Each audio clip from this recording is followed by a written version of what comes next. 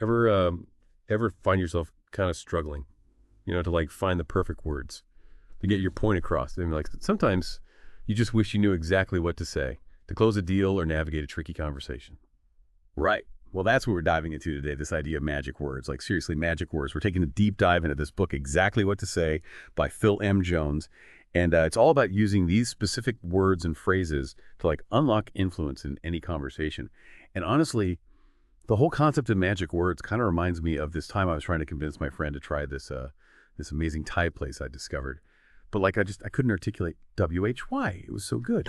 I stumbled over my words and she ended up going to the same old burger joint. It was like watching a communication train wreck in slow motion.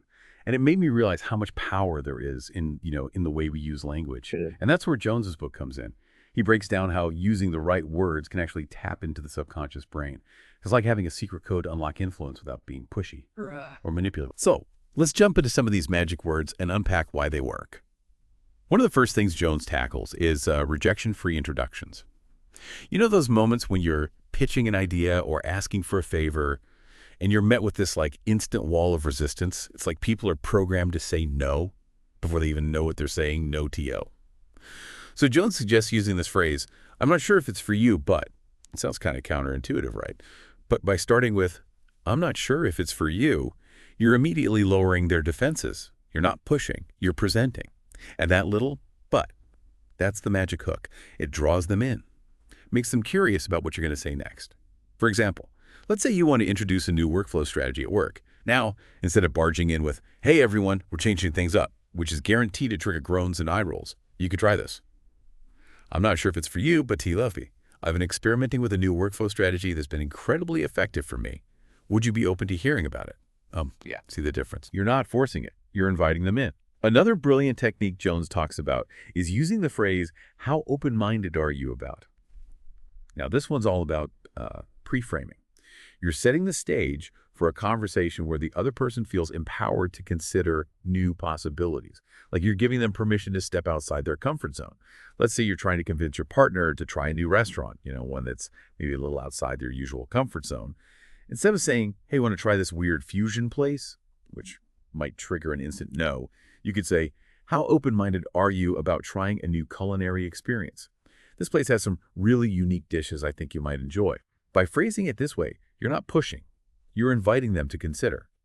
Now, let's talk about those times when you encounter someone with, shall we say, strong opinions. You know the type of people? They've got an answer for everything. Jones offers a clever strategy for navigating these conversations without getting into a head-on collision. He suggests using the phrase, what do you know about? And this phrase is genius because it subtly challenges their knowledge base without triggering defensiveness. It's like saying, hey, I'm curious about your perspective. Help me understand where you're coming from.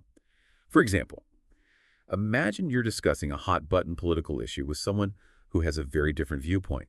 Instead of engaging in a heated debate, you could try this. What do you know about the history of this issue? I'm trying to get a more comprehensive understanding. By framing it this way, you're opening up a dialogue instead of shutting it down. Now let's shift gears and talk about motivation, because let's face it, we could all use a little boost from time to time, right?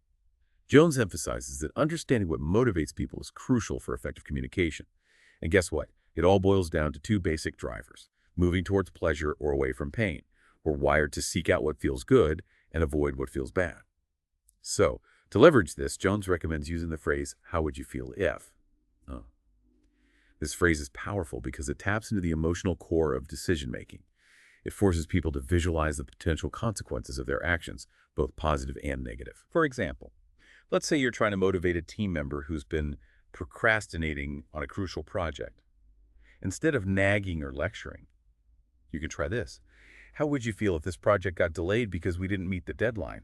You're not just stating a fact, you're painting a picture, triggering an emotional response that might just be the kick in the pants they need. On the flip side, you can use the same phrase to highlight the positive outcomes. How would you feel if we crushed this project and everyone celebrated our success? Suddenly, the task doesn't seem so daunting, right? It's all about framing the scenario in a way that resonates with their emotional drivers. And you know how sometimes you get so caught up in the day-to-day that you forget to actually visualize your goals. Jones reminds us that every decision we make happens twice. First in our minds, and then in reality. It's like Our brains need a mental rehearsal before we can fully commit to something, and that's where the phrase just imagine comes in. It's like a mental movie projector, helping people create vivid images of their desired outcomes. You're not just telling them what's possible, you're helping them experience it in their minds. Let's say you're trying to encourage a friend to finally take that trip they've always dreamed of, instead of just saying, you should totally go, which might trigger a wave of anxieties and excuses. You could say, just imagine you're standing on that white sand beach, feeling the warm breeze on your face, hearing the sound of the waves. How does that feel? You're painting a picture, creating a sensory experience that makes the dream feel more real, more tangible. Okay, now let's get real for a second. One of the biggest roadblocks to pretty much anything is the dreaded T word, time. Everyone's busy schedules are packed, and it's all too easy to let things slip through the cracks. But Jones offers a clever way to preempt those time-related excuses and keep things moving forward. He suggests using the phrase, when would be a good time too. See, this phrase assumes that there will be a good time, shifting the focus from if to when. It's like you're subtly bypassing that initial resistance and prompting them to actually consider their schedule. For example, imagine you're trying to schedule a follow-up meeting with a potential client. Instead of a vague, let's connect sometime, try this. When would be a good time to circle back and discuss next steps? It shows you're serious about moving forward and subtly nudges them to commit to a specific time frame. And here's a bonus tip. When you do finally connect, don't start by asking, what did you think? Because let's be honest, that opens the door for objections and negativity. Instead, try this, what did you like about it? You're guiding them towards a positive response and setting a more collaborative tone. All right, let's talk about those awkward moments when someone drops the ball right. They make a promise, commit to something, and then crickets. Radio silence. It's easy to get frustrated, to assume they've ghosted you or just don't care. But Jones offers a clever tactic to address those unkept promises without, coming across as accusatory. He suggests using the phrase, I'm guessing you haven't gotten around to. It's a subtle way of calling them out without being confrontational. It allows them to either save face by saying, oh, actually, I have done that. Or it prompts them to explain themselves and hopefully get back on track. For example, let's say a colleague promised to send you some data for a report, but it's been days and you're still waiting. Instead of firing off a passive-aggressive email like, hey, just checking on that data, try this. I'm guessing you haven't gotten around to sending that data yet. No worries, just let me know when I can expect it. It's direct. But it also gives them the benefit of the doubt. Now, this next tip is all about those tiny word swaps that can have a huge impact on how your message is received. Have you ever finished a presentation with the classic, do you have any questions? Only to be met with blank stares and awkward silence. It's like that question itself shuts down conversation instead of opening it up. Jones suggests a simple tweak. Instead of asking, do you have any questions? Try saying, what questions do you have for me? It's subtle, but it makes a big difference. You're assuming there are questions, prompting them to actively engage instead of passively nodding along. Another swap that can work wonders is, instead of asking, can I have your phone number? Which can feel a little intrusive. Try this. What's the best number to contact you at? It's less demanding, more respectful. And it subtly implies that you will be contacting them, which shows you're serious about staying in touch. Okay? Let's be real. Sometimes too many choices can be paralyzing. It's like when you go to a restaurant with a 10-page menu and you end up just ordering the same thing you always get because it's just too overwhelming. Jones suggests using the phrase, you have 3 options, to simplify decision-making and subtly guide people towards your desired outcome. For example, let's say you're presenting different pricing packages to a client. Instead of overwhelming them with all the details, you could say, you have 3 options. The basic package, the premium package, or our most popular option, the deluxe package, which offers the best value for your investment. By highlighting the deluxe package as the most popular, you're subtly suggesting it's the preferred choice without being pushy. Here's another choice-driven phrase that plays on our innate desire to belong. There are 2 types of people. This one's kind of sneaky, but it works. By framing choices in this way, you're triggering a self-categorization instinct, prompting people to identify with the option that aligns with their desired identity. For example, you can say there are 2 types of people, those who play it safe and those who embrace opportunity. Which one are you? It's a bit manipulative, sure, but it can be effective, especially when used ethically. We all crave connection, that feeling of shared values and experiences, right? Jones taps into this with the phrase, I bet you're a bit like me. It's like you're instantly creating a bond, suggesting you're on the same wavelength and understand their perspective. Let's say you're trying to connect with a potential client who's hesitant to invest. You could say, I bet you're a bit like me. You value quality over quantity, want to make sure every dollar is well spent. Or if you're talking to someone who's skeptical of a new approach, you could try this. I bet you're a bit like me. You like to see the evidence before you jump in. By finding these relatable points, you're building trust and making them more receptive to your message. Now, let's talk about if-then statements. Those classic conditional phrases we all grew up with. You know, like if you clean your room, then you can go out with your friends. Jones points out that these statements tap into ingrained mental patterns, making outcomes feel more certain and achievable. For example, you could use an if-then statement to inspire someone to take action. If you commit to working on this project for just 1 hour a day, then I guarantee you'll see significant progress within a month. Or, to instill confidence in a decision, if you choose to invest in this opportunity, then I'm confident you won't regret it. By framing your message in this way, you're creating a sense of certainty and making your desired outcome feel inevitable. We all experience those moments of doubt and anxiety, those times when fear threatens to derail our progress.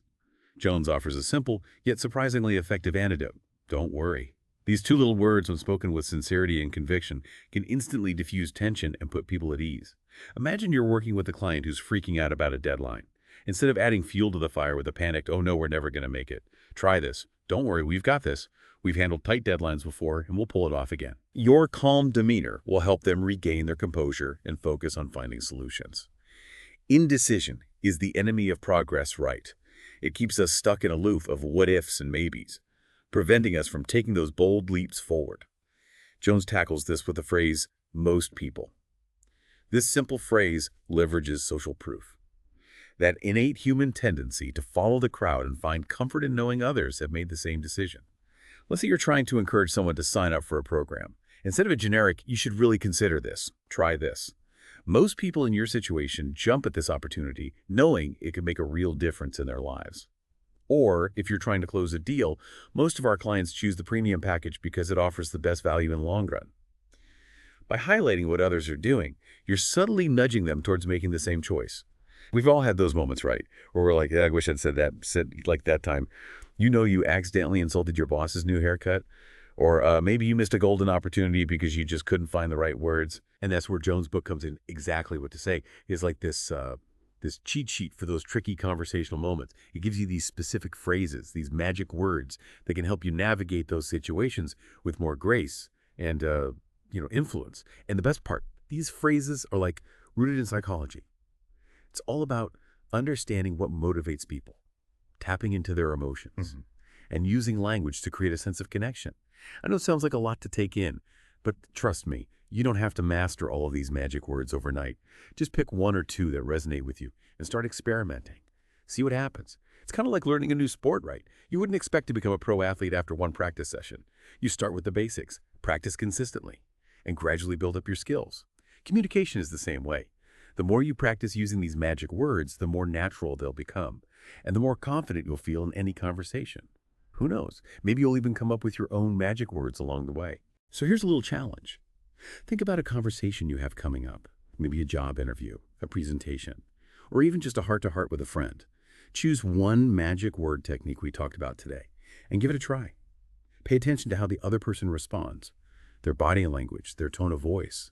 Did it shift the dynamic? Did it help you achieve your goal? And here's a final thought. What if everyone was just a little bit better at communication? Imagine a world where we could express ourselves clearly, listen with empathy, and resolve conflicts peacefully. What kind of impact could we have? The power of language is truly amazing. It can build bridges, inspire action, and create lasting change. So go out there, experiment with these magic words, and see what kind of magic you can create.